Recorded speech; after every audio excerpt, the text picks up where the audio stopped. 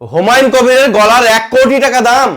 1 करोड़ रुपए की घोषणा कर रहा हूं कि जो उस टीएमसी विधायक की गर्दन काट के ले आएगा उसको मैं 1 करोड़ रुपए का पुरस्कार दूंगा। আমার প্রথম প্রশ্ন, এরা হচ্ছে পূজারী, এরা ঈশ্বরের সবসময় ভক্তি নিয়ে ব্যস্ত থাকে, তো 1 কোটি টাকা পেলো কোথায়? ও যে 1 কোটি টাকা দেবে এলান রেখেছে, তাহলে 1 কোটি টাকা পেলো কোথায়? প্রথম কথা, একে আগে তদন্ত করা হোক। দ্বিতীয় কথা, আমাদের গণতান্ত্রিক দেশ, আমাদের স্বাধীন দেশ, আমাদের দেশে আইন আদালত আছে, তার জন্য বিচার করবে। যদি হুমায়ুন কবির কোনো অন্যায় করে থাকে, গলা কাটার অর্ডার ও কিসের জন্য দিল? এ কোন সাহসে এত বড় কথা বলছে? একটা মানুষের গলা কাটার অর্ডার কেউ দিতে পারে না। আমাদের ভারতবর্ষ হচ্ছে স্বাধীন দেশ, হিন্দু মুসলিম খ্রিস্টান আমরা সব ভাই ভাই।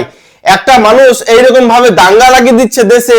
আমার একটাই অনুরোধ, এই পূজারীকে ইমিডিয়েটলি আইনের আওতায় নিয়ে আসা হোক। আমাদের হিন্দু মুসলিম ভালোবাসা সম্প্রীতি যাতে আঘাত না আসে, তার জন্য ইমিডিয়েটলি শাস্তি দরকার। কোন গণতান্ত্রিক দেশে ডাইরেক্টলি এরকম হিউবজারি করা উচিত না, আমি এটাই মনে করি।